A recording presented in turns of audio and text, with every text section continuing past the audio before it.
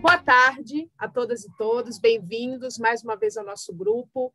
Quem está aqui pela primeira vez, eu sou Luciana Garcia, sou a coordenadora do grupo, né? A nossa colega que coordena comigo, a Jéssica, ela não vai poder participar hoje, mas manda abraços. E nós temos duas tarefas para hoje, né? De acordo com nossa organização do último encontro.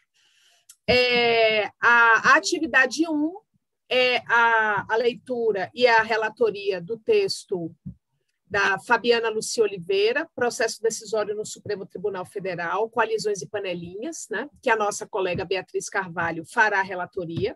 Depois, né, faremos uma rodada de reflexões e nós temos, então, a apresentação também de 2 pôsteres de integrantes do nosso grupo de pesquisa que foram aprovados no Comped, que serão apresentados na semana que vem, e hoje a gente vai fazer um ensaio, certo? Dessa apresentação, que é um resultado preliminar da nossa pesquisa, do grupo de pesquisa, sobre a judicialização de atos do Poder Executivo do atual mandato, certo? Presidencial. Então, nossas colegas Juliana Pereira e Beatriz Carvalho farão a apresentação de um dos pôsteres e as nossas colegas Isabela e o nosso colega Cristiano farão a apresentação do outro pôster. O grupo teve 2 pôsteres aprovados no Comped, certo? Então, hoje a gente vai ter uma atividade diferente. Então, a minha proposta é a seguinte, que a nossa colega Beatriz faça a relatoria do texto, certo? E, na sequência, a gente apresente os pôsteres, certo?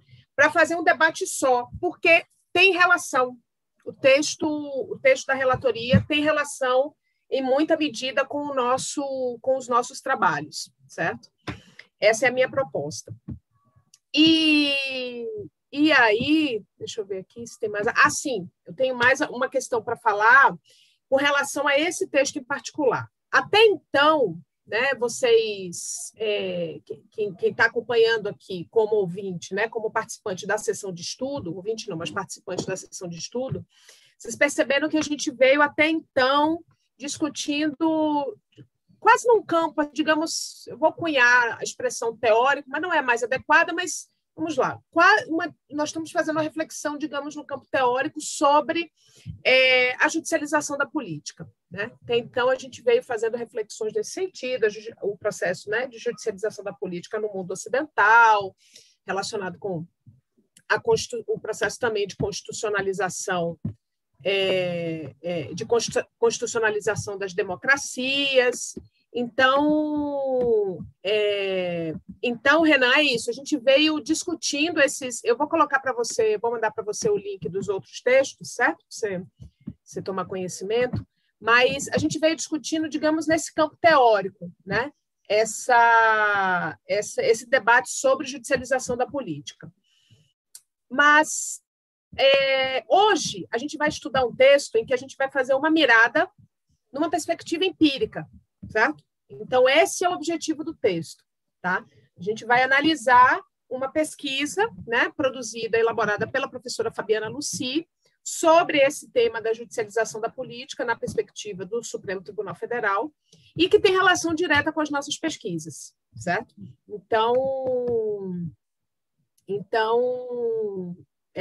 que maravilha, Renan. Muito bem. Bom espaço aqui para você participar do debate. Então, essa a nossa programação para hoje, tá certo? Os encontros do nosso grupo, em geral, dura 1 hora, mais ou menos. A gente procura não extrapolar muito disso, porque o pessoal assiste aula às 19 horas, né? Eu não gosto de atrapalhar, tá? Então, essa a nossa programação. Olá, Jéssica, que bom que você veio, conseguiu vir. Muito bom, fico feliz. E um último lembrete, e aí esse lembrete é exclusivo para os integrantes do grupo de pesquisa que trabalham na pesquisa sobre judicialização. Na semana que vem faremos reunião para a gente trabalhar a terceira etapa, segunda, terceira etapa da nossa pesquisa, tá? Aí eu quero que a gente faça na quinta-feira, manter o dia, na quinta-feira às 5h30, pode ser? Eu mando lá no grupo também, para a gente poder organizar a produção dos textos, as análises, porque o nosso banco de dados está prontinho. Tá certo, pessoal? Tá bom? Beatriz, Bia, você está... Beatriz Carvalho, porque tem outra Beatriz aqui. A nossa Oi, Bia. professora, estou aqui. Calma aí, Tudo bom, querida? Tudo certo. Como é que a gente vai fazer? Eu tenho um slide. Peraí, deixa eu botar você de... Peraí. Vou botar até você de co-host, para não ficar sozinha aqui. Professora, mas Veja eu se não sei você... mexer nisso, não. Vamos lá. O PowerPoint está aberto na sua tela? Tá. Tá? Tem um botãozinho na barra de baixo, onde tem o microfone, a câmera, chamado compartilhar tela ou share screen, é um botão verde. Ah, tá. Tá? Aí vai abrir uma caixinha, o slide, vai abrir um quadradinho. Aí o seu slide vai aparecer aí, nesse quadradinho. Deixa eu ver se vai aparecer. Ele tem que estar aberto. Tá. Né? Porque eu acho que eu vou ter que autorizar aqui. Ah, sim, tem que autorizar mesmo. Vixe, prof, eu vou ter que sair e entrar de novo. Calma aí, um segundo. Tá, a gente te espera. Compartilhar. Certo, estamos aqui te esperando. Aí, enquanto isso, eu vou mandar aqui para vocês o link do artigo que a gente vai debater hoje, certo? Texto de hoje.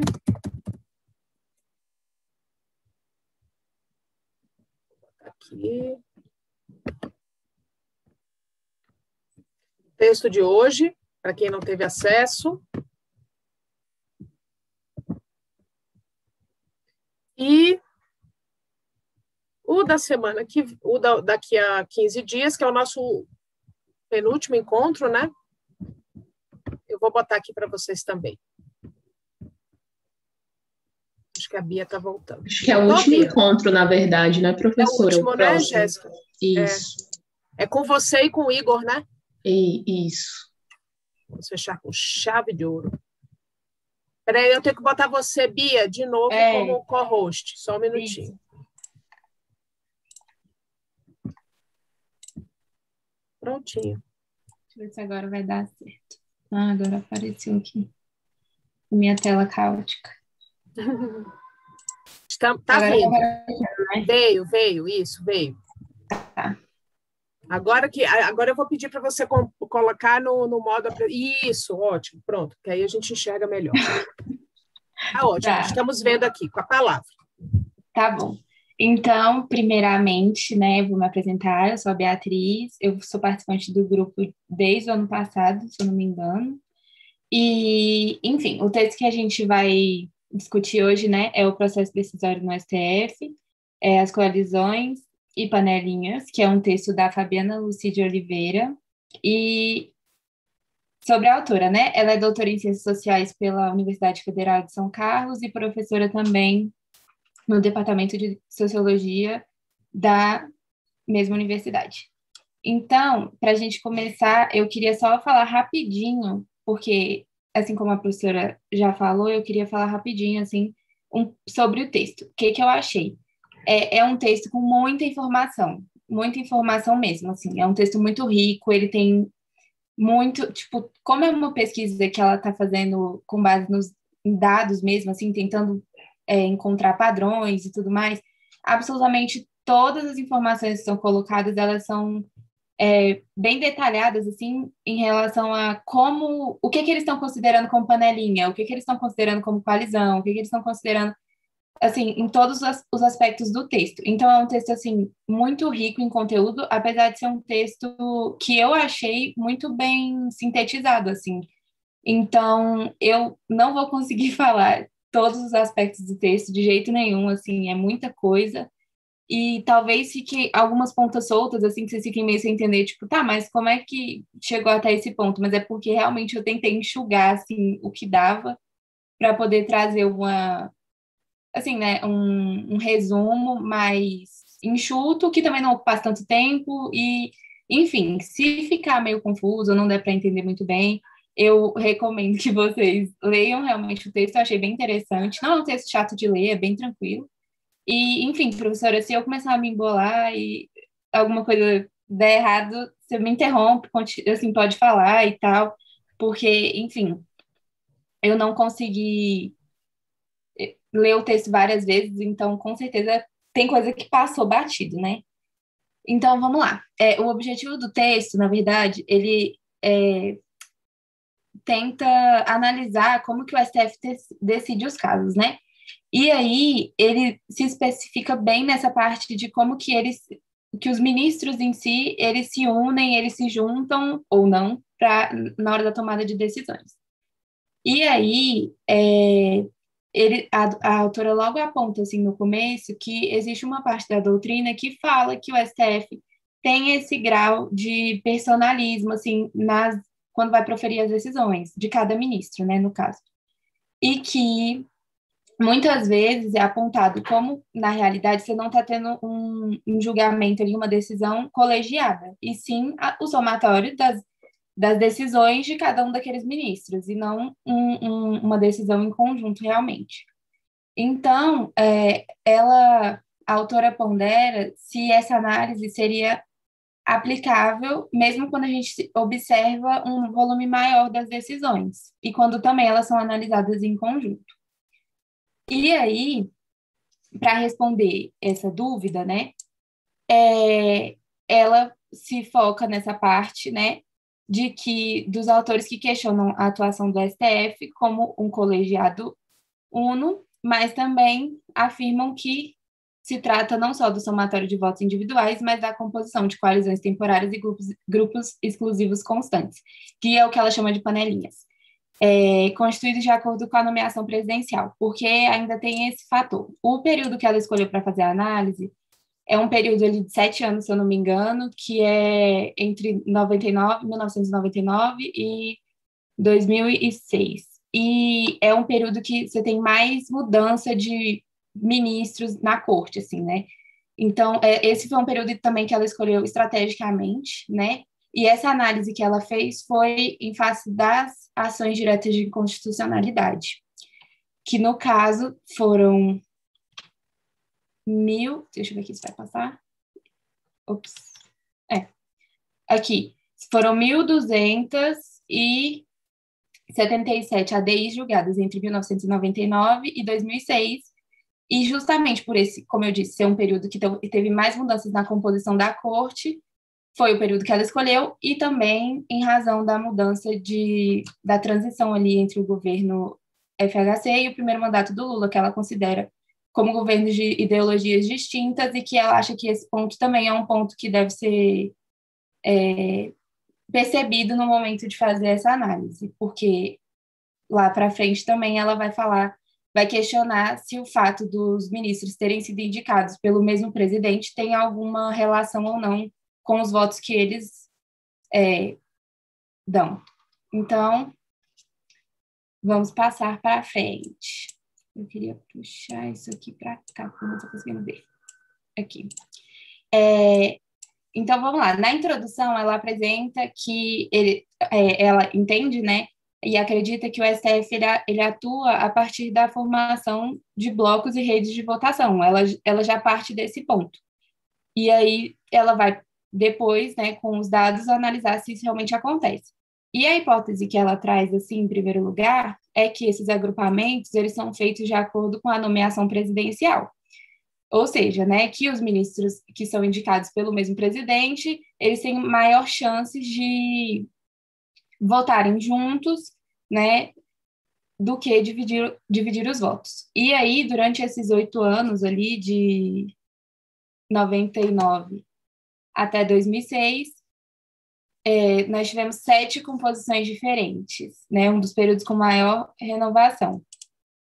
E aí, como eu disse, foram 1.277 ADIs que foram analisadas para poder fazer esse estudo. E dessas 1.277, foram 573 no governo FHC e 704 no governo Lula. E a matéria da maior parte dessas ADIs tem relação à administração pública, e a segunda maior matéria, na verdade, é a justiça e temas econômico-tributários. E aí, aqui, ela continua dizendo que mesmo com esse maior número de ações que foram julgadas durante o governo Lula, como eu disse anteriormente, teve pouca variação entre os governos, assim, em questão à matéria das ações julgadas. Então, é bem equivalente. Quando você olha o gráfico, e ainda tem isso também, esse texto ele tem muitos gráficos, muitos dados, assim, para a gente ver visualmente mesmo o que está sendo dito, né? E aí você vê no gráfico que a porcentagem é praticamente a mesma entre as matérias das ações ajuizadas, tanto no governo FHC quanto no governo Lula. E aí, quanto aos requerentes, é que ela observa essa diferença maior, que é também uma das coisas que a gente se propôs a fazer no pôster do Comped, né? Que é analisar os requerentes das ações no STF, e aí aqui ela aponta que no governo FHC a gente tem uma predominância dos partidos políticos e no governo Lula uma predominância dos governadores. Em relação à origem da norma questionada, ela também discorre um pouco mais sobre isso, né? E fala que em ambos os governos você tem uma predominância das leis estaduais sendo questionadas, mas do governo Lula você tem também uma expressividade maior em relação a isso, até porque você tem os governadores atuando com mais força como requerentes. Seguindo. Aí a gente parte para a segunda parte do texto, que ela divide o desenvolvimento do texto, vamos dizer assim, em duas partes, e depois tem a conclusão, né? E aí aqui ela passa a tratar dessa questão da coesão no STF, em relação às decisões e tudo mais. E, assim, essa parte do texto, ela é bem, como é que eu posso dizer?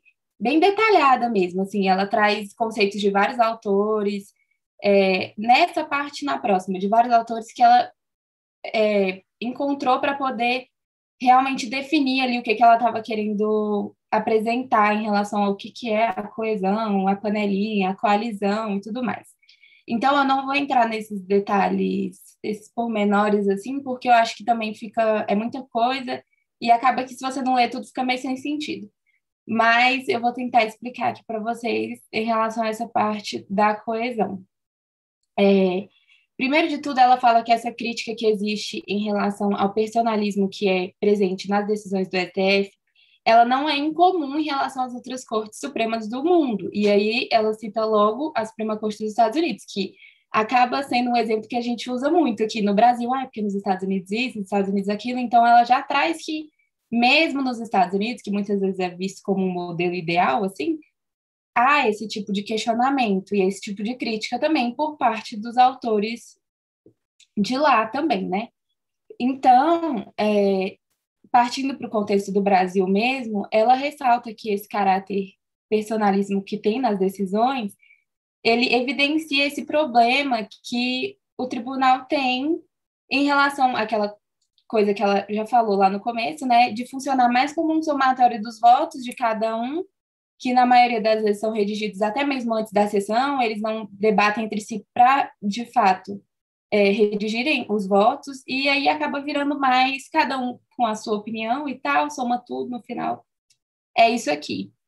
E aí vem a surpresa, porque eu imaginava que o resultado não seria esse, né? Mas ela fala que o STF, ele é bem coeso, no final das contas, na análise dela, ela consegue perceber que o STF tem uma coerência, assim, e que é até mais do que a Suprema Corte dos Estados Unidos, o que eu não imaginava. Foi o resultado que me surpreendeu também. E, em relação a isso, ela fala, né, que no STF, os percentuais, quando se olha à primeira vista, assim, eles são bem próximos aos da Corte norte-americana, porque você tem ali uns 40% das decisões de ADINs durante o segundo governo FHC que foram unânimes, e assim como 43% no primeiro governo Lula.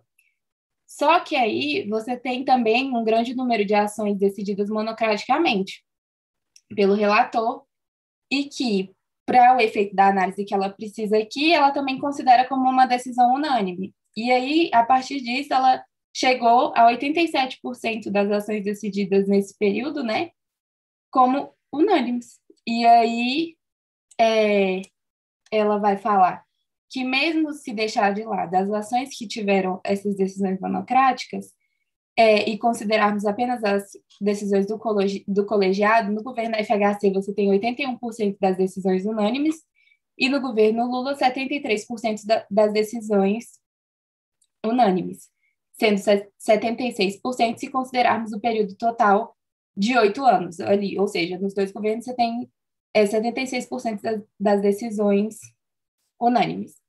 E ela entende que é importante fazer essa análise das decisões unânimes especificamente, porque elas conseguem mostrar se, como é que fala? Que a partir delas, as ideologias e as preferências políticas de cada juiz são diluídas, ou seja, se você tem mais decisões unânimes, acaba que você consegue ver um posicionamento maior do tribunal do que um posicionamento maior de cada um dos ministros, né? E não você foge um pouco dessas preferências deles e tudo mais. E ela coloca também, né, que as maiores divergências no tribunal foram durante o governo Lula e foram relacionadas às questões que têm ligação, né, com a sociedade civil, essas que mais geraram as divisões, né? Ou seja, sem ser as matérias, por exemplo, de administração pública, conforme ela já tinha dito, que eram a matéria que mais aparece e tudo mais. Aqui também a gente tem um dos quadrinhos que eu peguei do próprio texto, né? Vou tirar isso daqui, botar aqui embaixo. E mostra, né, a composição do tribunal, e aí você consegue ver claramente como ele muda, né, nesse tempo aqui. Você tem as 7 composições diferentes, o período de cada uma e quem são os ministros, né?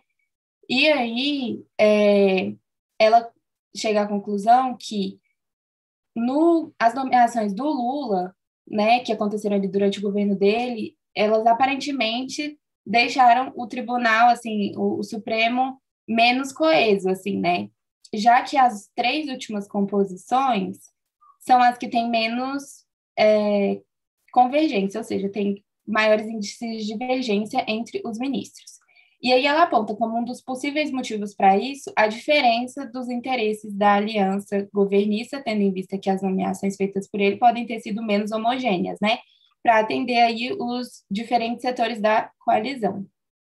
E ela também apresenta que, com base nesse resultado, pode-se inferir que, apesar do Lula ter nomeado mais da metade dos ministros do tribunal, as nomeações não foram suficientes para garantir a sua maior coesão. Ou seja, aqui ela traz um dado que ela já tinha também se referido antes, né, que diz respeito será que só porque os ministros foram indicados pelo mesmo presidente, eles vão votar juntos ou não, enfim. E aí, partindo, a gente vai para a segunda parte do desenvolvimento do texto, assim, né? Que vai falar dessa formação das redes em julgamentos das ADIs não unânimes. E aí, nesse período aqui, que ela considerou, você teve um total de 163 ações decididas majoritariamente, sendo 54 no governo FHC e 109 no governo Lula. E aí ela traz o pensamento, se eu não me engano, são 6 autores que ela aponta no texto como autores base que ela usou para chegar nesse contexto de panelinha, coalizão e tudo mais. Eu até coloquei alguns trechos do próprio texto na apresentação e tudo mais. E aí ela coloca em um dado momento do texto, né, que as coalizões são alianças entre indivíduos e grupos de indivíduos com metas diferenciadas de longo prazo. As coalizões são temporárias, ao contrário dos grupos panelinhas, que são coerentes e mais permanentes, compartilhando metas de longo alcance e interesse. Então, partindo disso, assim, ela coloca que ela utiliza essa distinção do Ulmer, que é esse autor, né, entre as coalizões e panelinhas, para perceber essa formação ou não de grupos, né, assim, no STF na hora de decidir. E no caso das decisões não unânimes. E aí, ela coloca também esse pensamento do Grossman, que compartilha a afirmação de que os valores, atitudes e características dos juízes influenciam seus comportamentos. E aí, até nessa parte aqui, se eu não me engano, que tem algum momento do texto que ela fala até quais são os fatores que determinam para eles votarem juntos ou não, e aí fala se eram antigos magistrados, assim, juízes, se eles já qual que é a carreira que eles seguiam antes, tudo isso influencia, né?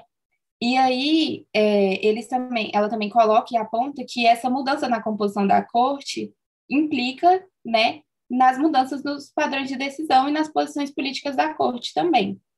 E aí, de acordo com Baum, que é um outro autor que ela se baseia no texto, né, ele coloca que são 3 possibilidades de fonte de mudança no posicionamento de um corpo colegiado. E são elas, né, a renovação dos membros do colegiado, mudança no posicionamento individual dos membros e a mudança no conteúdo da questão.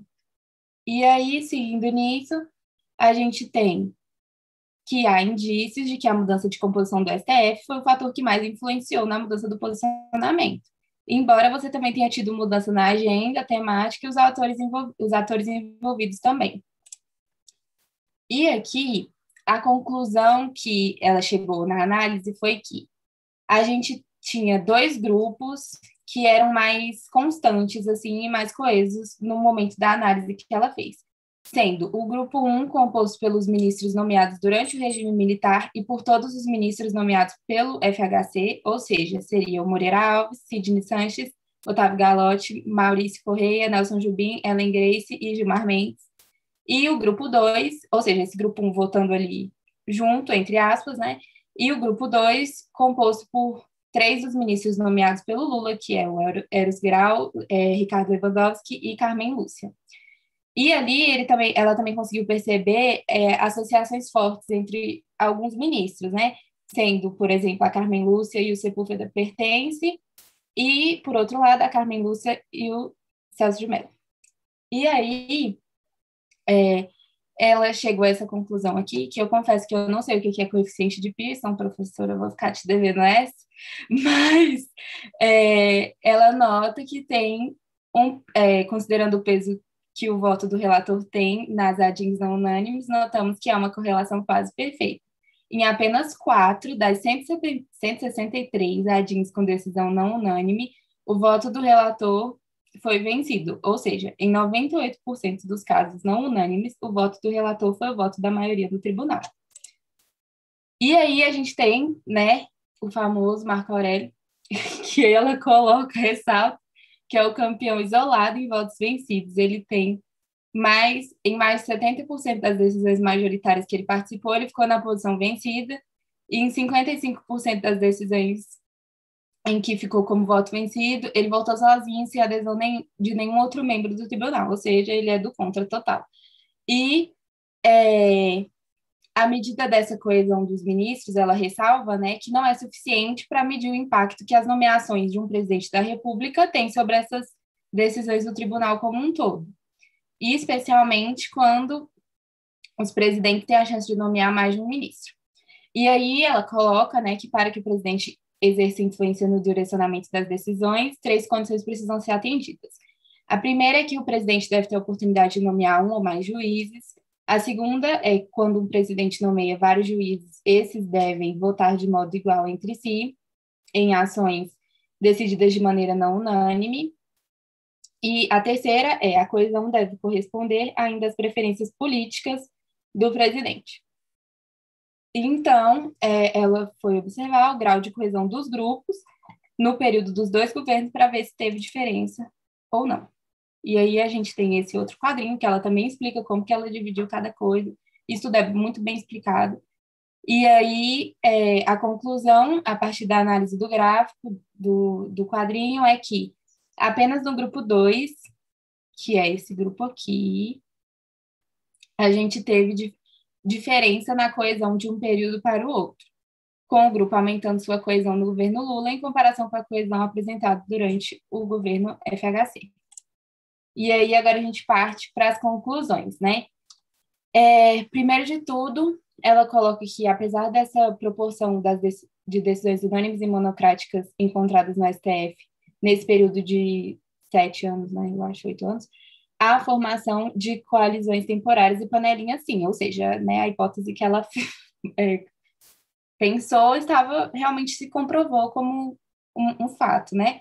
E aí ela coloca também que o grau de coesão do Supremo é maior na medida em que aumenta a proporção de juízes de carreira presentes na composição e diminui quando se trata de decidir questões de relevo nacional, como política pública oriunda do governo federal. E aqui ela coloca, né, quais foram as duas panelinhas que ela conseguiu identificar nesse período. A primeira, composta, como eu já tinha dito, né, pelos ministros nomeados durante o regime militar, associados aos ministros nomeados pelo presidente Fernando Henrique Cardoso e a um ministro nomeado pelo Itamar Franco, que é aquele grupo que eu já tinha dito. E a segunda panelinha é formada por 3 dos ministros nomeados pelo presidente Lula. E aí também ela coloca que os ministros nomeados por um mesmo presidente são mais propensos a votar em conjunto do que a dividir os votos, e que a coesão verificada entre os ministros nomeados por um mesmo presidente é maior do que a coesão da corte de maneira geral. E a exceção, né, essa constatação que eles fizeram a partir dos estudos dos dados e tudo mais, é o ministro Marco Aurélio de Mello, que apresentou um comportamento de voto dissonante do tribunal como um todo, já que ele foi vencido em 73% das vezes em que participou das decisões não unânimes, sendo que ele se comportou de modo isolado em 55% das vezes em que se opôs à maioria do tribunal. É isso. Muito bom, Bia. Eu só quero, antes de parabenizar, eu só queria pontuar um parágrafo final que tem no texto que é super importante, que é a seguinte, ela fala o seguinte, que os resultados apontam ainda um novo caminho para futuras pesquisas. Ela restringiu aqui a observação de um resultado objetivo e binário nas decisões. O que ela fez? Ela não analisou o fundamento da decisão, percebem? Ela disse aqui, eu analisei o resultado objetivo e binário, declaração de constitucionalidade, ação deferida ou deferida parcialmente, ou reconhecimento de constitucionalidade, ação indeferida. Certo? Então, ela fala assim, eu não classifiquei a fundamentação do voto dos ministros dessa decisão, certo? Então, ela não analisou se a argumentação é a mesma, certo? Ela analisou só se defere, indefere, parcialmente, né? Etc. E ela coloca aqui, portanto, pode haver ainda mais disputas. É isso que é interessante da gente perceber, né? Pode haver ainda mais disputas no tribunal quando forem comparadas a argumentação individual dos ministros, que podem concordar, mas por motivos completamente diferentes, né? O objetivo das pesquisas a serem desenvolvidas a partir de então é mensurar justamente a incidência da concurrence no Supremo Tribunal Federal, né? Essa questão da argumentação, como a argumentação concorre entre si. Né? E isso a gente tem visto, sim, em algumas pesquisas já apontadas sobre casos específicos, né? Quando a gente analisa temas específicos da judicialização, como a gente tem uma convergência no resultado, mas a gente tem uma divergência na fundamentação, né? Ou digamos, divergência não, mas uma pluralidade na fundamentação, certo? Então, essa é uma agenda de pesquisa que ela indica para o futuro. Muito obrigada, Bia. Esse texto é excelente, pessoal. Eu acho que foi uma boa indicação, porque para a gente aterrar um pouco, no sentido de olhar essa judicialização da política com um olhar mais, com uma análise mais empírica, né, do que está acontecendo com a judicialização da política no Brasil, no Supremo. E é óbvio, né, que vocês perceberam, lendo o texto, que essa pesquisa é uma pesquisa muito demarcada temporalmente em um determinado período de mandato de presidente da República, né? Então, o interessante é perceber o comportamento da corte, analisar o comportamento da corte daqui para frente, né? Dali para frente, melhor dizendo, né? Quando ela termina a pesquisa e aplicar a mesma metodologia que ela aplicou para fazer a pesquisa nos períodos posteriores, para ver se essa constatação dela se sustenta, né? E se houve uma mudança, o que gerou essa mudança, né? Isso é interessante de fazer pesquisa. Quem está procurando tema de pesquisa aí, ó, esse é um tema de pesquisa interessante, certo? Como a gente combinou, antes da gente abrir para o debate, eu queria sugerir que a gente fizesse a apresentação, então, dos pôsteres do Comped, certo? Com a Juliana Pereira, com a própria Beatriz, com a Isabela e com o Cristiano. Eu queria começar com a Isa e com o Cristiano, pode ser? Para poder dar um respiro aí para a Bia, pode ser? Isa e Bia e Cris, vocês querem compartilhar? Quem é que compartilha? Prof, eu compartilho. O Cris não vai apresentar comigo porque verdade. Ele está com outro pôster. Cristiano é chique, minha gente. Cristiano está aí, né? Ele é vários grupos ao mesmo tempo. Então, né? É muito bom. E que bom que seu pôster foi aprovado também, viu, Cris? Fiquei feliz. Muito bem. Eu coloquei você como co-host, Isa. Vê se você consegue. Tá sem som. Vou tentar compartilhar aqui. Tá. Então, pessoal, só para relembrar, esse é o pôster que o grupo apresentou no Comped, com resultados preliminares da nossa pesquisa, né, que a gente está em andamento. É um pôster, sintético, né, para possibilitar que estudantes de graduação possam participar do Comped, certo? Eu só vou pedir, Isa, para você ampliar um pouquinho, colocar no modo... Aqui tá dando para ver? Tá não, tá naquele modo de comentário. Ixi, como é que eu faço? Dá um end slide. Deixa eu tentar de novo.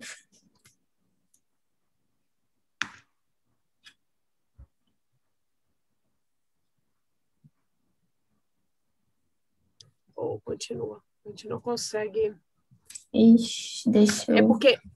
Alguém sabe mexer nesse negócio de slide para dar uma... Isa, eu acho que volta lá no end de novo. Você apertou em apresentação normal ali? Foi aqui. Deixa eu ver se... Tenta... Slideshow, não? Assim vai.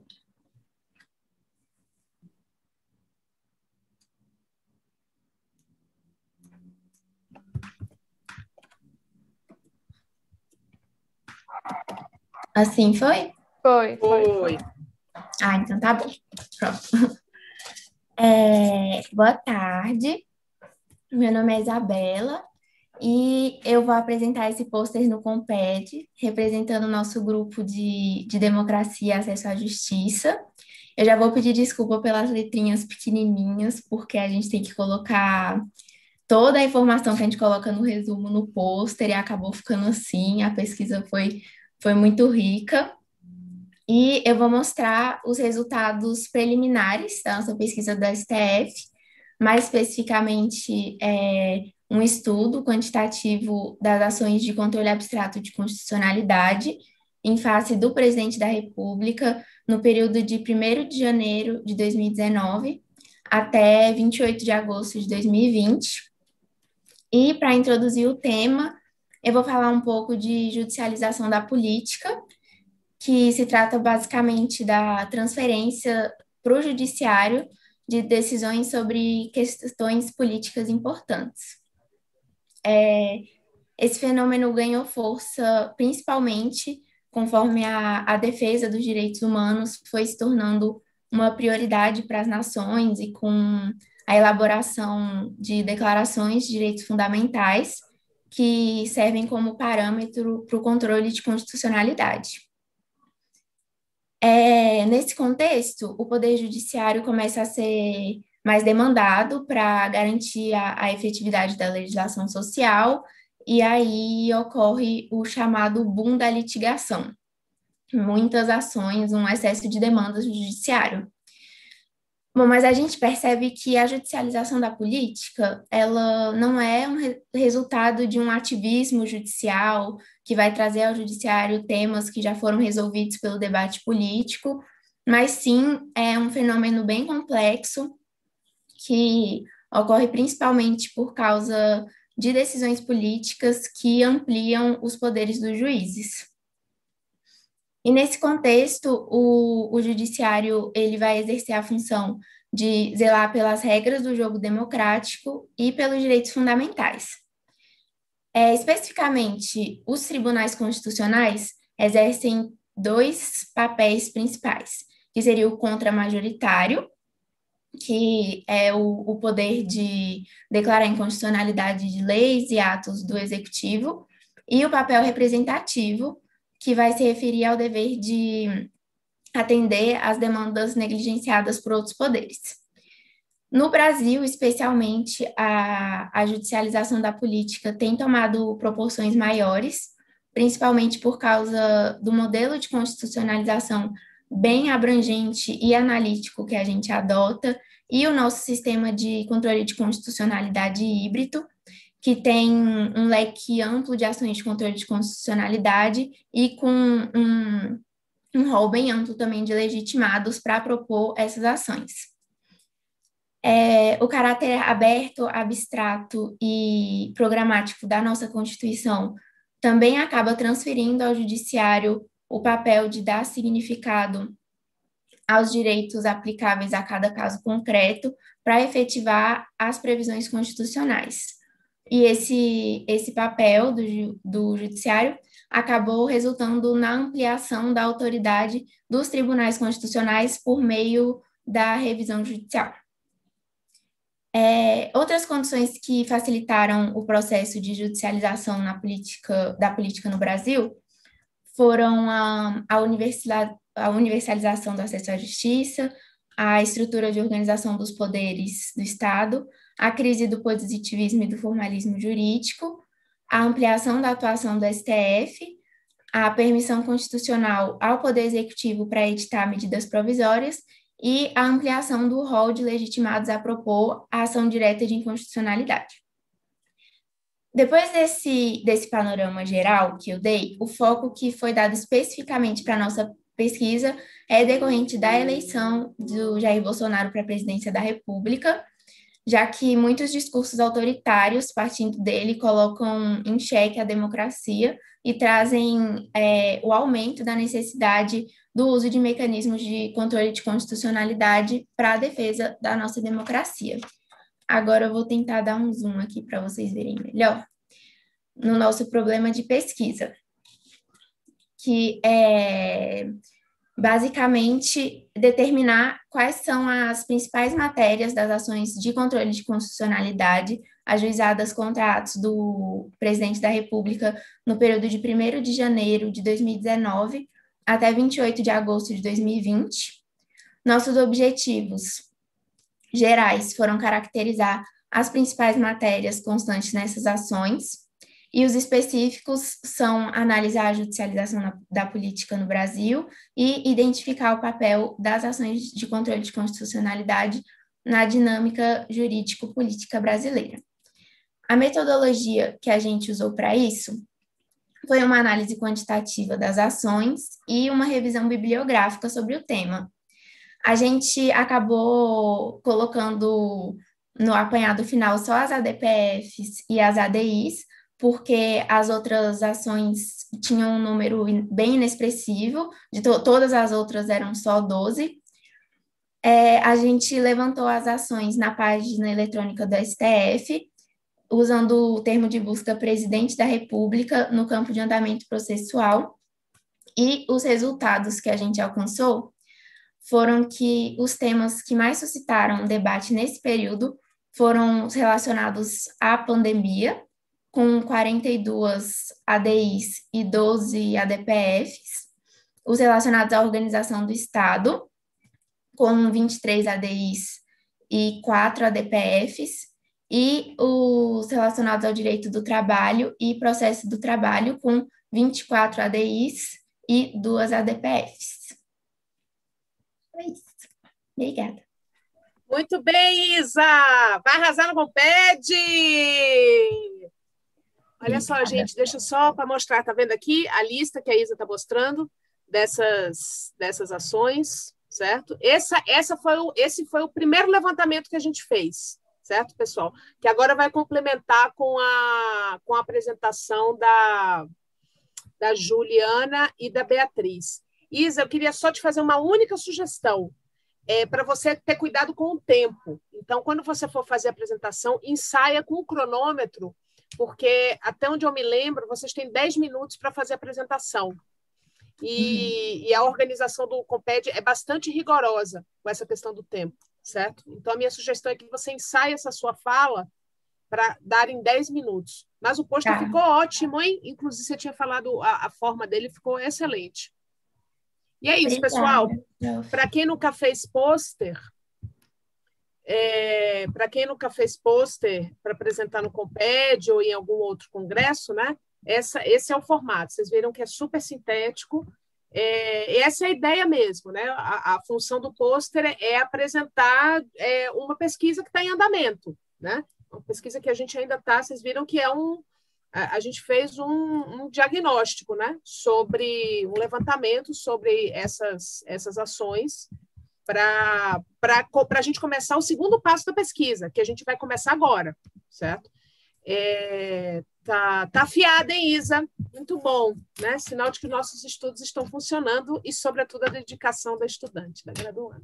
Muito bom, Isa, Obrigada. parabéns. Será um sucesso. E agora eu queria passar a palavra, então, para a Juliana e para a Beatriz. Quem vai compartilhar? Ju? Eu, professora. Se tiver. Muito bem, vai lá. Ah, foi.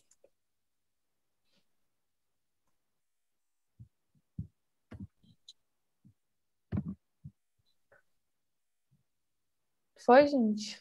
Tá vendo? Professora, já adianto de antemão que eu estou tentando colocar um gráficozinho bonitinho, mas ainda não consegui fazer perfeitinho. Então, isso aqui ficou o esboço, né? Mas mais ou menos como eu quero arrumar, ainda melhor para botar os gráficos que eu quero colocar e adicionar também as referências. Mas, enfim, a gente arrumou aqui para conseguir. Está em construção. Porque eu fiquei pensando também nos gráficos, tentei, mas não estava dando certo. Aí eu falei, não, vou apresentar, depois eu finalizo, coloco os gráficos das porcentagens ali do final. Mas vou começar, então, a apresentação. Boa tarde, gente, eu sou a Juliana. Apresentei, acho que semana retrasada, mas quem não me conhece, prazer, sou Juliana Pereira. E junto com a Bia, a gente elaborou esse pôster. O nosso grupo de pesquisa chegou a uns resultados preliminares, né? E a nossa parte, a Isa apresentou as matérias e a gente ficou com a parte dos autores das ações de controle de constitucionalidade no Supremo Tribunal Federal, em face do Presidente da República, nesse primeiro levantamento, que foi de 2019 e 2020. Então, primeiramente, a nossa introdução, a gente focou um pouco falando sobre o neoconstitucionalismo, esse advento do neoconstitucionalismo, e como a noção de valor normativo supremo da Constituição substituiu o anterior entendimento de supremacia do parlamento. Então, agora, tudo, né, elaborar, executar, interpretar a lei vai ser feito à luz da Constituição. E todos os poderes, então, estão a ela submetidos. E quando a gente olha a nossa Constituição, a gente vê que há uma variedade, e até aqui no livro do Daniel, que a Daniel Assunção fala que é uma variedade inigualável, se comparada em outros ordenamentos, de instrumentos para realmente assegurar e proteger os nossos valores da Constituição, nossos princípios e os nossos direitos. Então, tem habeas corpus, tem mandado de segurança, tem tudo, e dentro de tudo isso tem as ações, os mecanismos jurisdicionais de controle de constitucionalidade. E aqui no Brasil, o modelo de controle de constitucionalidade ele é misto. Então, a gente tem uma influência estadunidense e uma influência europeia. Quanto à parte dos Estados Unidos, seria o sistema difuso, e da Europa seria o concentrado. O sistema difuso é que todo o sistema, todas as instâncias, todos os graus de jurisdição do Poder Judiciário vão poder fazer esse controle, e o concentrado é quando é feito só pelo STF. E aí, quando a gente pensa também, isso é uma parte mais classificatória, né, do controle de constitucionalidade. Quando a gente pensa no que o autor está pedindo, a gente pode falar em controle abstrato e controle abstrato e controle concentrado. Não, tá certo, isso mesmo. Outra é... E aí, quando a gente vai pensar no concreto, perdão, falei errado. Mas no controle abstrato, quando a gente pensa, é assim: eu que já estou pedindo diretamente a inconstitucionalidade dessa lei, desse ato normativo. Quando é dessa forma, ele também vai ser concreto, concentrado aqui no Brasil, que no caso vai ser analisado pelo STF. Quando a gente pensa no controle concreto, eu estou pedindo alguma outra providência do juiz, então estou pedindo algum dano, por exemplo, algum dano moral, e lá no meio do processo vai ter uma análise que percebeu que determinada lei está inconstitucional. E aí, nesse caso, o controle concreto também é feito... É o difuso. Esse aí é o difuso. Quando a gente está falando do pedido, na classificação do pedido do autor ser alguma outra providência, no meio vai ter essa análise da lei, aí também no Brasil vai ser difuso, que está sendo outra instância. E o abstrato, pedindo a inconstitucionalidade direta, vai ser concentrado também, que é a STF. São duas classificações diferentes, né? Uma é com abstrato e concreto, e a outra é concentrado e difuso. Então, passando essa parte de classificação, a gente vê que mesmo sendo, né, misto e tendo tanto difuso quanto concentrado, o que mais se destacou aqui no Brasil é o concentrado, por meio do modelo juntamente com o abstrato, né, que no Brasil fica junto, tanto pelo efeito erga omnes, porque já vai direto, antes ainda tem umas questões que falam sobre quando é difuso, tem que passar pelo Senado, para aí depois ter o efeito, né, para além das partes. Mas nesse caso aí, quando a gente fala do abstrato, já é erga omnes total, e também pela celeridade do sistema, ganhou essa ênfase maior no Brasil. Então, quando a gente fala também nesse modelo abstrato, também tem esse destaque pelo rol de autores, que mesmo taxativo é extenso, e também porque são muitas ações possíveis, né? E cada uma delas tem algum objeto, algum intuito diferente. As ações são tanto ação direta de inconstitucionalidade, ADI, ação declaratória de constitucionalidade, ADC, ação direta de inconstitucionalidade por omissão, ADO, e arguição de descumprimento de preceito fundamental, ADPF. E no rol, e no artigo 103 da Constituição, estão todos os autores. É que a gente decidiu pontuar todos, porque o nosso foco, né, foi entrando nessa parte dos autores. Então, aqui, no artigo 103 estão todos os autores possíveis. Então, aqui tem a Presidente da República, as mesas da Câmara e do Senado, os governadores dos estados do Distrito Federal, as mesas das Assembleias Legislativas, a mesa da Câmara Distrital, o Procurador-Geral da República, o Conselho Federal da OAB, partido político com representação no Congresso Nacional, as confederações sindicais e as entidades de classe do âmbito nacional. Então, a gente percebe que mesmo estando taxativo lá, ele é bem extenso. E... esse controle concreto, concentrado e abstrato de constitucionalidade tem sido muito importante no contexto contemporâneo, porque a gente percebe uma ascensão do conservadorismo, né? A gente tem assistido ao crescimento da intolerância social, de gênero, religiosa, também descrença em face das instituições e partidos políticos, movimentos explícitos de negacionismo, hostilidade aos intelectuais, à mídia, descredibilização da imprensa, né? Apego a uma história mítica. Então, a gente vai vendo tudo isso. Isso estava muito explícito no texto de uma autora, que a professora indicou, né? Que a gente foi trabalhando no grupo de pesquisa. E eu fiquei de cara como realmente ela conseguiu trabalhar e explicitar como realmente está a sociedade. Ela foi, né, falando assim, ela colocou essa questão final, o predomínio da razão binária. Nós, os justos, e eles, os corruptos. Então, foi nesse cenário total, né, que acaba produzindo uma lógica de ódios e afetos, e aí com fake news, tudo contribuindo para o recrudescimento da intolerância, dos discursos de ódio, bem como as reproduções disso tudo de maneira crítica por parte das pessoas, enfim. E aí é nesse cenário, todo esse cenário, que teve as eleições de 2018, nas quais Jair Messias Bolsonaro foi eleito presidente. Então, ante todas essas considerações, a gente fez, né, a pesquisa para analisar as ações de controle concentrado abstrato de constitucionalidade contra os atos do presidente da República, e, num primeiro levantamento, a gente destacou e conseguiu identificar quem mais litigou e ajuizou a ação no STF contra o presidente. Então, essa parte introdutória que a gente está vendo, e a Bia vai continuar. Tá, então vamos lá rapidinho. Então, o objetivo da gente, ao fazer esse trabalho, né, foi mapear, identificar e classificar os requerentes das ações de controle concentrado de constitucionalidade contra os atos do atual presidente da República, Jair Messias Bolsonaro, né, durante o mandato de 2019 a 2022, sendo esse o primeiro levantamento, né, que contempla as ações propostas até agosto de 2020.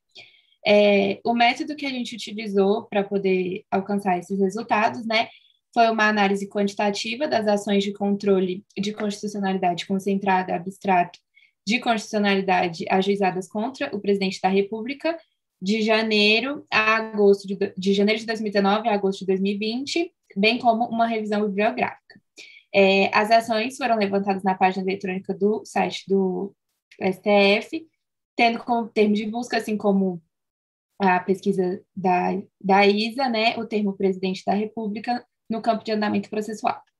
A partir disso, o nosso problema de pesquisa consiste em verificar, também analisando o rol de legitimados do artigo 103 da Constituição Federal de 88, quais são os principais autores de ações de controle abstrato de constitucionalidade no STF, em face de atos do presidente da República em 2019/2020. Tendo isso em vista, os nossos resultados, eles mostram que, a partir da análise e da coleta desses dados disponibilizados no site do STF, durante esse período de janeiro de 2019 até agosto de 2020, aqui a gente considera as ADOs, ADCs, ADPFs e ADIs propostas em face do presidente, né? Os partidos políticos lideram nesse número de ações propostas, sendo 52% do total que a gente conseguiu levantar. Ainda nesse sentido, né, entre os partidos políticos, a gente conseguiu também fazer como é que fala? Uma média ali, mais ou menos, chegar a alguns números de quais são os partidos com a porcentagem, né, de cada partido dentre os requerentes. Então, a gente tem os maiores litigantes sendo o Partido Rede, com 34% das ações propostas, o PDT com 24%, o PSB com 17%, o PT com 13% e o PSOL com 12%, dentro desses 52% do total, que corresponde aos partidos políticos. Em relação a isso, né, depois dos partidos políticos, a gente tem as associações e confederações. Cada uma corresponde ali a 17%, uma corresponde a 17% e a outra a 16%, respectivamente, mais ou menos a mesma coisa.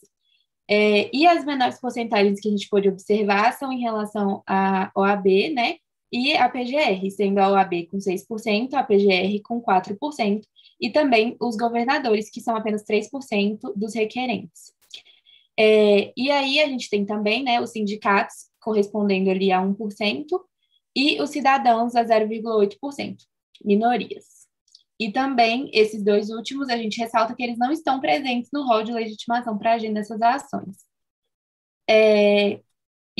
Né, vendo de forma mais detalhada, a gente consegue identificar que das 4 ADOs analisadas, 3 foram propostas apenas por partidos, e 1 por partido e associação.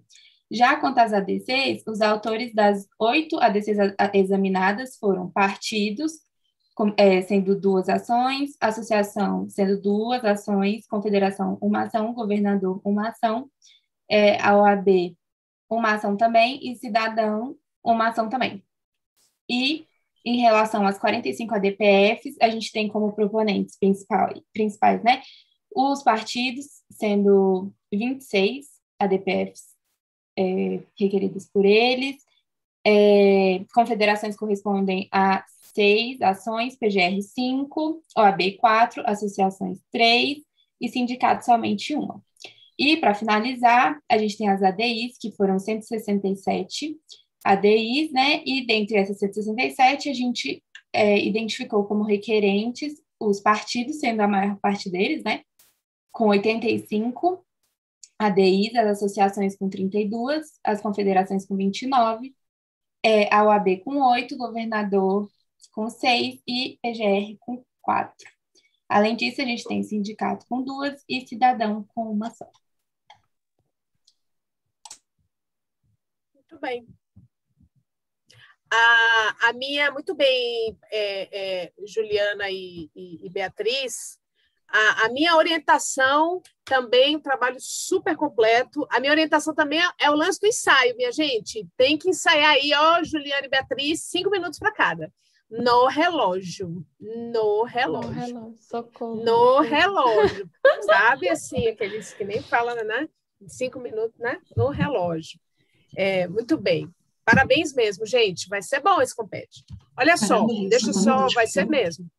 Olha só, eu queria só esclarecer para o grupo aqui, que é mais ampliado, né, e contextualizar mais uma vez a nossa pesquisa, esses 2 pôsteres. Vocês estão vendo que é um trabalho em que a gente parte de uma pergunta-problema, né, e que a nossa pergunta-problema é compreender, né, o nosso problema de pesquisa é qual o conceito de, como tem sido discutido o tema de democracia nas decisões do Supremo em sede de controle de constitucionalidade, certo?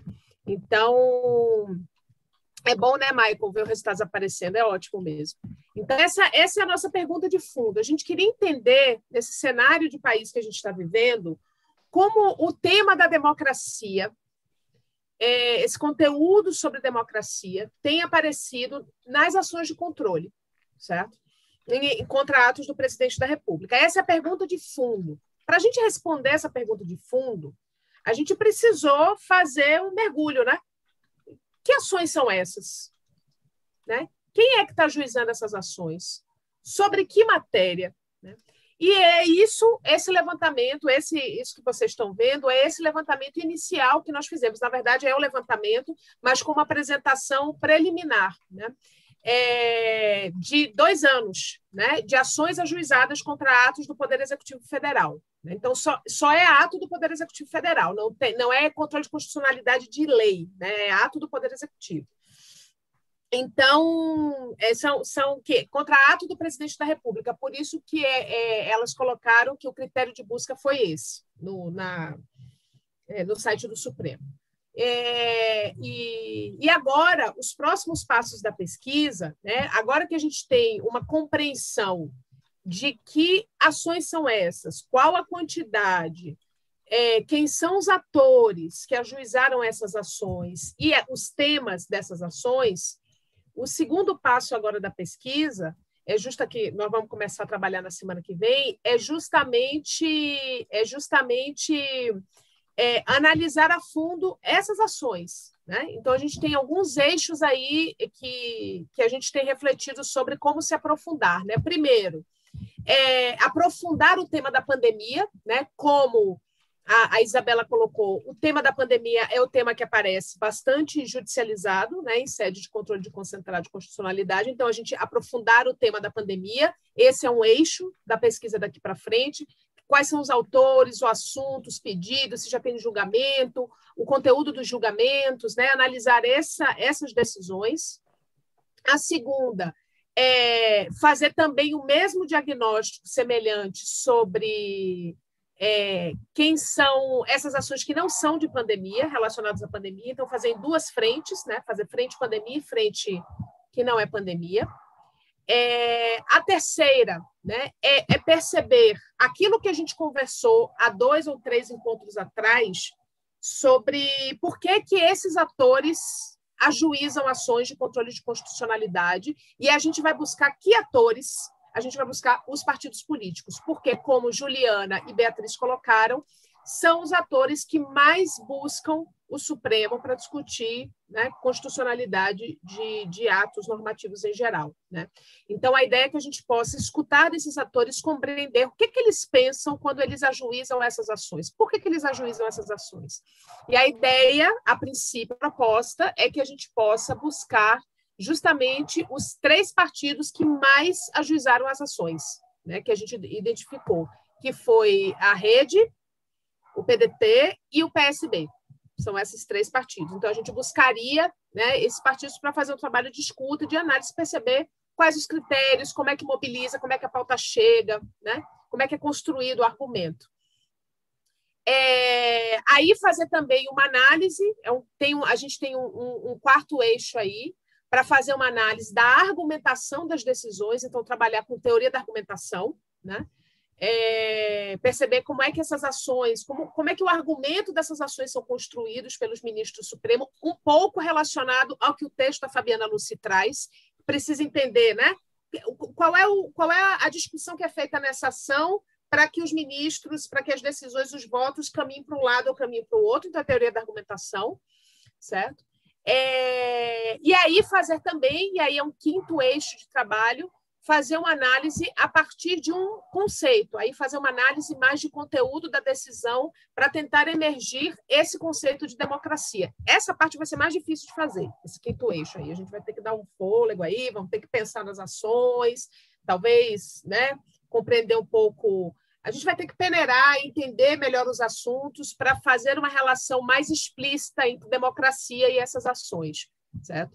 Mas são esses 5, a princípio, né, que nós, enquanto grupo, maturamos, né? Claro que outras virão, porque, né, as ideias são muitas, mas esse é o caminho daqui para frente, gente. Por isso que nós propusemos essa roda de estudos aqui aberta, para que a gente, enquanto grupo de pesquisa, possa estudar, né, o tema, mas também ouvir contribuições de outras pessoas, né, vocês que estão aqui participando, que não acompanharam as discussões desde o início, para a gente arejar, né, as ideias, certo?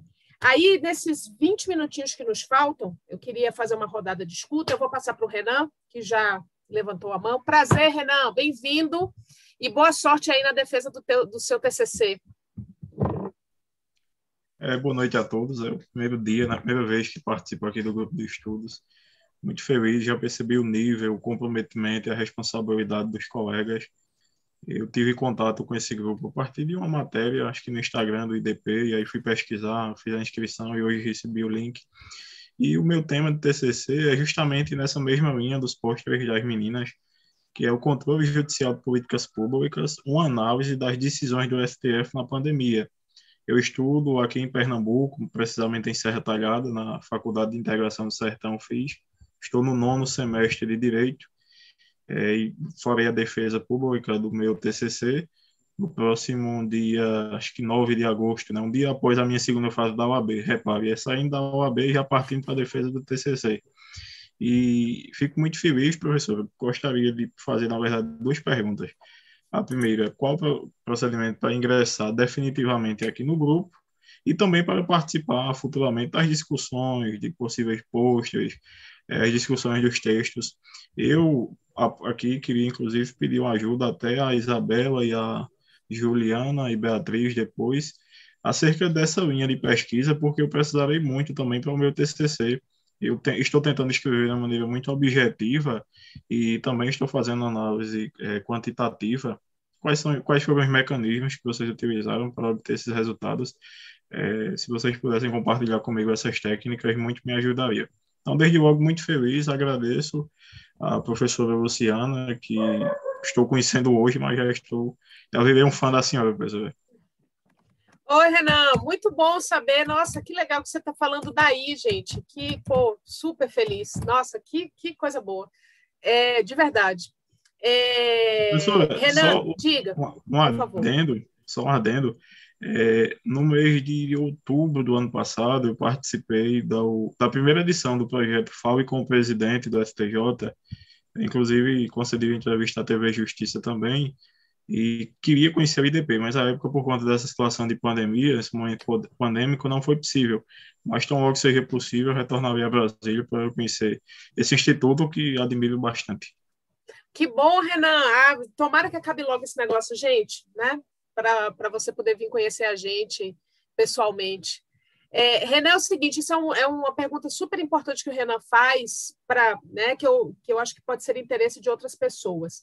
Nesse momento, Renan, a gente está terminando o semestre letivo, né? E a gente resolveu, então, fazer essa rodada de sessões de estudo justamente para abrir, né, para conhecer novas pessoas, né, para a gente ter novas pessoas para fazer o debate, interlocução, para sair do mundo do IDP, né, para sair da comunidade exclusiva do IDP. A gente, eu e Jéssica, particularmente, quanto coordenadoras do grupo, a gente ainda não definiu como é que nós vamos fazer no semestre que vem. Faremos, certo? Mas a gente ainda não definiu como é que vai ser o formato, certo? Se a gente vai manter esse formato, se não vamos manter, se a gente vai abrir processo seletivo para quem quiser integrar formalmente o grupo de pesquisa para fazer atividade de pesquisa mesmo. Como que você viu que a Juliana, a Isabela e a Beatriz fizeram. Na verdade, eu esqueci de mencionar isso, que é uma questão muito importante, o levantamento desses dados foi feito por todo o grupo de pesquisa. Todo mundo que integra o grupo de pesquisa levantou dado. Então, o Cristiano levantou, o Michael levantou, o Igor levantou, e outras pessoas levantaram. E continuamos, né, professora?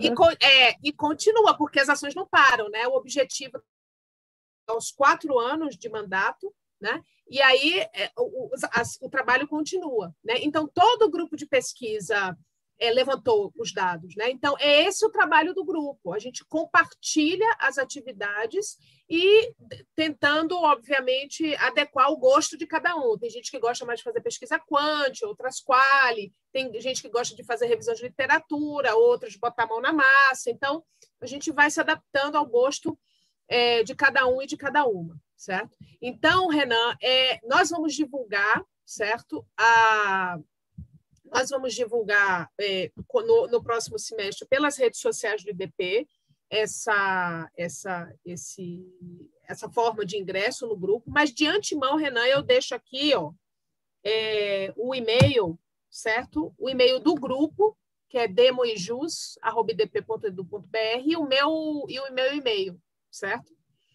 Aí eu te peço para você ficar, né, acompanhar a rede social do IDP, certo? E os contatos, que a gente vai fazer isso no semestre que vem. Agora, daqui a 15 dias, a gente tem nosso último encontro, e aí a gente recomeça as atividades no semestre que vem, num formato talvez novo, né? E aí a gente te informa, certo? A gente segue as informações, tá bom?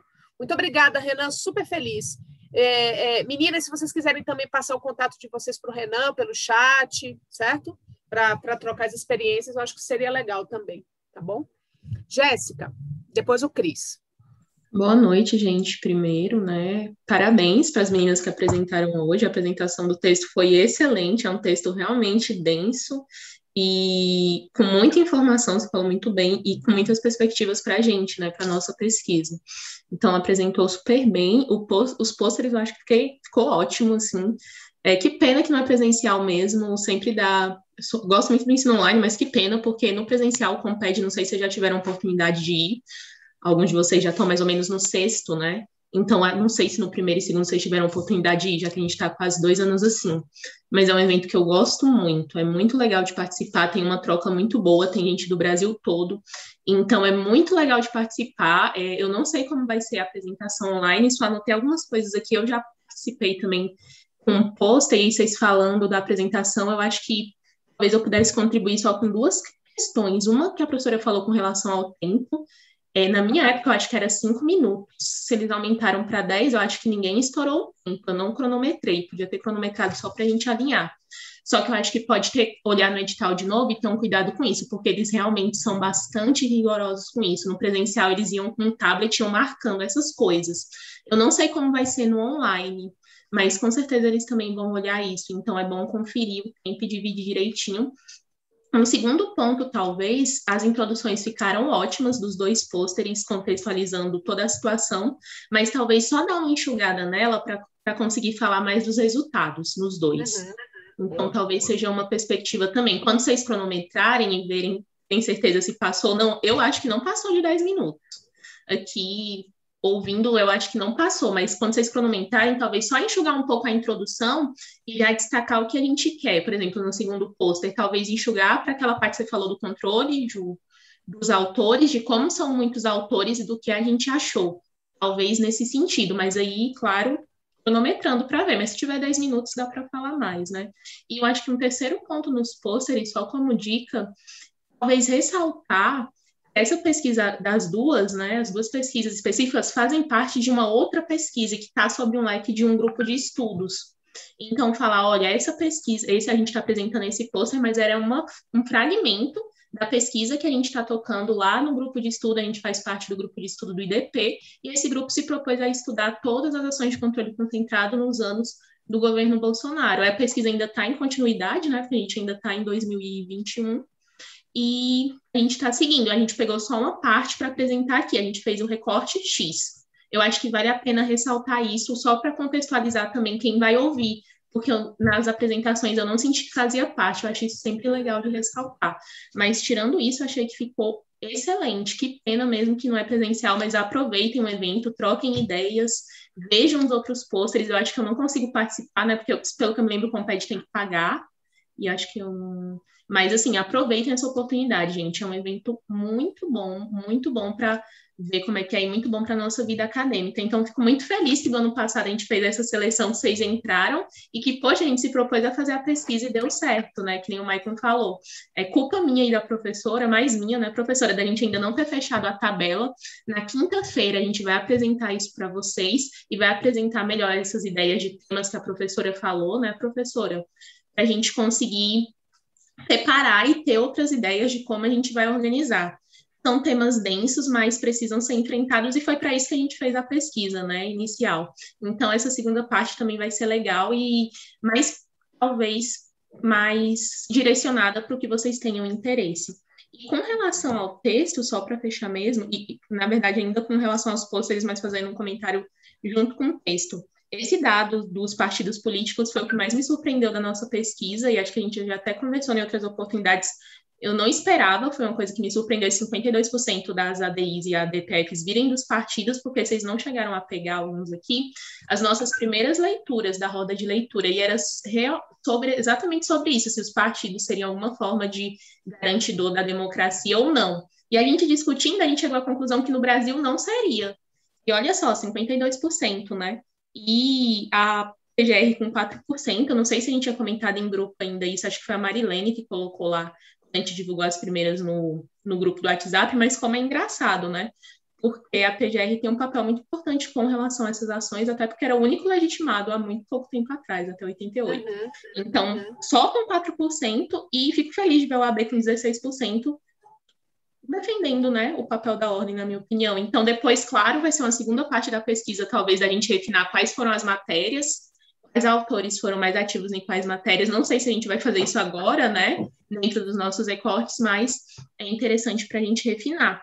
E só comentando com o texto, né, que a Bia apresentou muito bem, que lá na Fabiana, em 2012, ela tinha achado os 3 maiores resultados dela foi com relação a ações contra a administração pública, né, atos contra a administração pública, justiça e temas econômicos e tributários. E na nossa, já deu outra coisa. A pandemia, que realmente foi algo excepcional, então talvez seja só nesse período mesmo que a gente observe isso, mas o segundo vem com a organização da administração pública, então continua a administração pública em primeiro lugar aí, né, nesse ranking, e direito do trabalho e processo do trabalho, né, que a princípio a gente pode olhar e se assustar o porquê, mas se tiver a tabela toda, como a gente vai ter semana que vem, e depois, para quem não é do grupo, a gente vai divulgar isso no nosso blog, que vai sair também a tabela e o resumo da pesquisa, e aí podem usar como fonte de pesquisa, vai dar para perceber, porque tiveram algumas legislações trabalhistas muito polêmicas nesse período. Na minha opinião, não tão polêmicas como a reforma trabalhista. E parece que não deu esse número tanto de ações, mas teve o contrato verde e amarelo, e alguma outra que eu não lembro, que tiveram várias ações. Então, muito interessante. E talvez, Bia, esse ponto que você colocou do texto ficou surpresa pela coerência do Supremo, talvez, aí é só uma ideia minha que eu pensei na hora que você falou, seja até pelo período temporal que ela analisou, porque em 2012 ainda não tinha, estava ali encerrando, não era isso, professor, o mensalão, ou começando 2012? Depois, né? O mensalão não é depois? Eu acho que começa em 2012. E aí isso muda bastante, porque tem uma questão de televisionizar, na verdade, de passar, né, o julgamento do Supremo, me enrolei aqui com a expressão, mas tem essa relação com TV Justiça, que algumas pessoas já estudam, inclusive o Diego Werneck. Não sei até que ponto isso influencia essa, digamos, falta de coerência, mas eu acho que o mensalão é um ponto que sempre é levantado quando se estuda Supremo e comportamento, e talvez isso mude um pouco essa questão de coerência e de panelinhas, o que ela coloca, né? Mas eu não confesso que eu não tenho texto sobre isso, mas talvez seja interessante até a gente dar uma olhada depois, se eu achar alguma coisa eu compartilho com vocês, porque eu acho que esse marco que ela fez foi bem no ano, dali para trás, que realmente talvez achasse isso, dali para frente talvez não encontre mais, inclusive se comparar os votos dos próprios ministros em matérias parecidas. Mas já falei muito, era só isso. E acho que esse conteúdo do texto da Fabiana, essa proposta dela, né, de análise, a gente pode fazer uma proposta de análise em relação às nossas ações, né? Ver como essa mesma coisa da coalizão e da panelinha, gente, usar a mesma proposta metodológica dela para ver, é uma outra ideia, né? Para ver como se aproximam e como se afastam, né? Como forma algo mais permanente ou como é transitório, né? Que ela chama, panelinha e colisão. Isso também é uma ideia bacana de fazer, viu? A metodologia está pronta, ela descreve no artigo, a gente é só copiar e fazer a referência, é claro. Cris? Boa noite, pessoal. Primeiramente, parabenizar as meninas, né? Todas as apresentações são maravilhosas, assim, grande potencial, realmente o trabalho foi proveitoso, deu fruto mesmo, assim, né? Quase um ano de trabalho já e ver alguma coisa saindo é sempre muito legal. E eu queria primeiro fazer um comentário sobre o próprio texto, né? Apesar de eu não ter tido tempo de ter lido o texto, infelizmente não me aprofundei assim, mas pela exposição da Beatriz, que também foi ótima, então por isso que eu consigo analisar mais, esse texto para mim fez total relação com o texto do Bourdieu, do Pierre Bourdieu, A Força do Direito, né? Principalmente nessa questão das disputas internas, né? Já que Bourdieu define o campo jurídico como um lugar de disputa pelo capital jurídico, sendo o capital jurídico o poder de dizer o que é o direito, né? Se você parar para pensar, isso é basicamente o que ela disse, né? E, além disso, eu queria botar aqui, para observar mesmo, assim, talvez uma explicação teórica por parte do Bourdieu, né? Lógico que a teoria é a dele, enfim, talvez não seja a correta, mas, de qualquer modo, analisar por que dessas unanimidades, né? Porque ela diz que a unanimidade seria algo, pelo que a Beatriz apresentou, lógico, não li o texto, mas seria algo derivado de um contexto onde as ideologias ficariam em segundo plano, né? Onde os juízes seriam neutros, e aplicariam basicamente o direito sem botar suas convicções políticas nisso. E se você botar pelo viés da sociologia de Bourdieu, seria justamente o contrário. Na verdade, eu acho que não seria o momento onde a ideologia saiu, seria o momento onde há, na realidade, a composição de uma macro ideologia, no sentido de que ele próprio diz, o Bourdieu, de que os membros do campo jurídico, os advogados, os operadores do direito, compartilham de alguns hábitos, né? Já que eles, via de regra, vêm do mesmo lugar social e por isso eles compartilham da mesma visão de mundo, dos mesmos comportamentos, as mesmas opiniões, apesar de haverem divergências, óbvio, mas de maneira geral eles compartilhariam de uma mesma perspectiva. E talvez as unanimidades representariam isso, né? Justamente esse momento de convergência das visões de mundo dos magistrados. Então, seria algo a se pensar. E também, para chegar nesse ponto, que eu não sei se ela faz expressamente isso, mas o próprio Bourdieu, ele rechaça essa ideia de que o direito é uma ciência neutra, né? Uma ciência racionalizada, assim. Ele fala que essa racionalização do direito é basicamente no intuito de dar maior eficácia, né? Para poder convencer a população de que o direito é legal, é isso aí, galera. Não é tudo neutro aqui, a gente só está aplicando a lei. Mas, no fundo, a gente observa que eles escondem a parte arbitrária e só mostram a parte, sim, mais procedimental, etc. Né?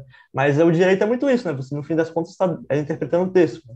E um texto, ainda mais na interpretação jurídica, você pode simplesmente quase descartar a interpretação literal e aplicar diversos princípios, e a partir disso impor sua visão de mundo, né?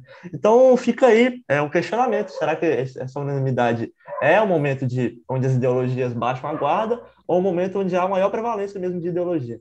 Obrigado. É muito bom estudar Bourdieu, gente. Isso é uma coisa que... esse é um campo de leitura que eu acho que, se a gente seguir alguns caminhos de opção da nossa pesquisa, é fundamental mesmo que a gente estude Bourdieu. A gente já deixa na mão do Cristiano, porque ele está estudando Bourdieu. Mas é muito interessante perceber isso mesmo. E tem um momento do texto da Fabiana Lucy que ela fala, né? Há indícios de que, não com essas palavras, mas há indícios de que magistrados, ministros que são da carreira da magistratura, eles tendem a formar aproximações, né? E aí, se você pega a sociologia de Bourdieu e coloca nesse fenômeno, a gente consegue entender, né, por que tradicionalmente, esses ministros que vêm da carreira da magistratura e não de outros órgãos, que, né, a partir de outros processos de escolha, eles formam mesmo, justamente por isso que você falou, do hábitos, né, dessa forma de pensar, de se comportar. Isso, pela sociologia de Pierre Bourdieu, consegue construir uma explicação nesse sentido. Isso é uma chave de estudo sensacional, Cristiano. Eu acho... E conjugar isso com a argumentação das decisões, a fundamentação das decisões, sabe?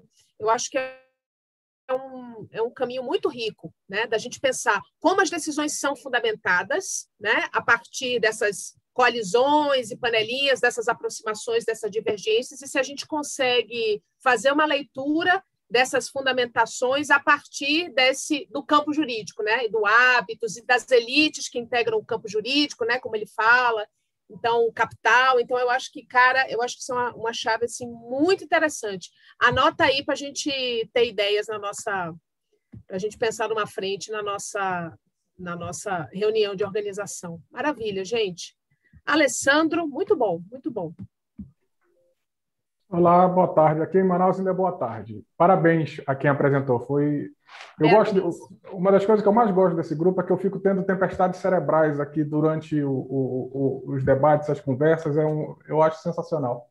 E eu fiquei pensando aqui com a apresentação do primeiro painel, de como o eixo político... Eu quero falar na minha dissertação sobre a relação entre ativismo jurídico e presidencialismo de coalizão, né? E como o eixo político tem modificado a forma que se faz política no Brasil. A Rede, que é um partido pequeno, é o principal ator judicial nessa relação. Isso é muito curioso. Os partidos tidos como grandes não têm influência nessa relação, não tem influência direta pela pesquisa que fizeram nessa relação, ou seja, a efetivação do direito da minoria, talvez, ou algo nesse sentido, encontra grande respaldo no Supremo hoje em dia, né? E em relação à questão das indicações, o estudo sempre fez, o texto sempre faz a relação entre os presidentes que indicaram, né, os partidos dos presidentes e tudo.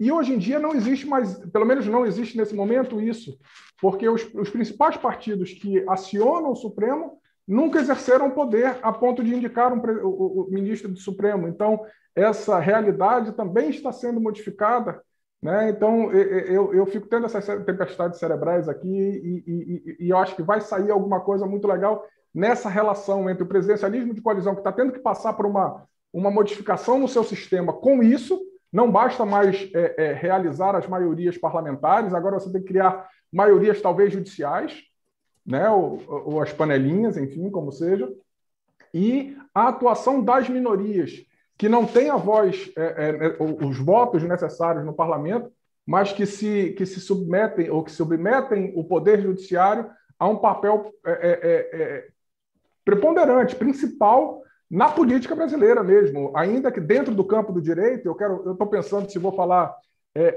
sobre a ótica de Luhmann, da teoria dos sistemas, ainda não decidi se vou me meter nessa fria, mas é muito interessante isso. Aí, por isso que eu queria parabenizar, porque foi muito legal. Essa pesquisa é muito interessante, é muito rica. E aí quem fez a pesquisa está de parabéns. É muito legal ver esse resultado aí. O Luciano perguntou aqui, né, comentando a fala do Cristiano, por onde ele começa, Bourdieu. Comece, Luciano, lendo O Poder Simbólico mesmo. O Poder Simbólico. Aqui, ó, esse livro aqui, ó. Tá? Poder Simbólico. Ai, não dá para ver. Poder Simbólico de Bourdieu. Nesse livro, ele tem um capítulo específico sobre... Aqui.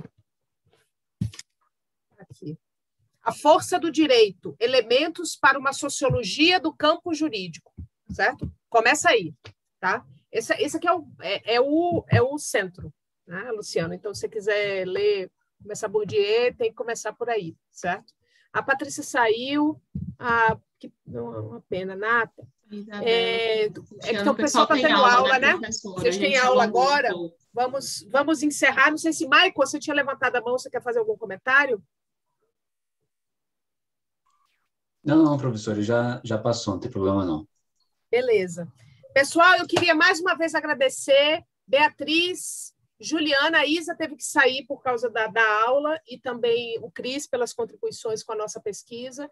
Eu queria agradecer muito mais uma vez a apresentação de vocês. Tenho certeza que no Compete será um sucesso, será dia 24, né? A hora eu não me lembro. Não sei se você lembra, Bia, Ju, a hora eu não me lembro. Mas eu vou me organizar. Semana que vem já? Ou 24 de julho? Nossa. Não é semana que vem, Ju? Não é semana que vem, Bia? É semana que vem. Eu tenho certeza que será um sucesso. Eu vou me organizar para conseguir prestigiar vocês. Mas tirem foto, printa a tela, tira foto, que a gente quer compartilhar esses momentos. Tá certo? E daqui a 15 dias, Renan, se você puder participar, né? Aliás, todos estão convidados e convidadas. Eu queria saudar o Renan, que está falando de tão longe. Renan, se você quiser participar, a gente se reúne daqui a 15 dias, né, Jéssica? Dia 1º. Dia 1º, professora. Dia 1º. Eu acho que quando se inscreve, já recebe os convites. Eu não sei, né? Mas de todas as reuniões. Acho que já, então, dia 1º mesmo. Aí, nossa última reunião, a gente fecha esse ciclo de judicialização da política com texto de comportamento judicial. Certo, Renan? Eu quero sim, professor, eu quero sim, já vou colocar aqui na agenda. Eu agradeço muito, foi muito importante essa participação. E é o que eu estou escrevendo na minha monografia, no sentido de que, na época, até antes da pandemia, nós tínhamos uma noção de judicialização da política. Pós-pandemia, com todo esse contexto, toda essa coalizão, ou essa omissão de certos poderes, acabou se tendo um novo panorama, um novo plano de fundo sobre o que de fato é essa judicialização, qual a importância dela, o que pode acontecer se o Poder Judiciário, por exemplo, respeitar a teoria entre os poderes e não agir, se o Poder Judiciário ficasse inerte. Eu acredito que serão muitas discussões pertinentes aí ao longo dos próximos meses e anos. Muito bom, Renan, prazer em te conhecer. Aí o Luciano está falando, né, confirmando que recebe sim. Então, eu aguardo todo mundo no dia 1º, né, para a gente fazer o estudo o nosso encontro de encerramento aqui do nosso período, que foi bom, tá? Tem sido bastante produtivo, tem sido bastante rico, e vai ser Jéssica e o nosso Igor que vão fazer a relatoria do trabalho. Tá certo? Muito obrigada, pessoal, por mais esse encontro, por mais essas trocas. Me dá muito ânimo para começar, para terminar a semana e terminar o semestre letivo. Tá certo? Muito obrigada, gente. Um grande abraço para vocês. Boa noite e se cuidem, tá?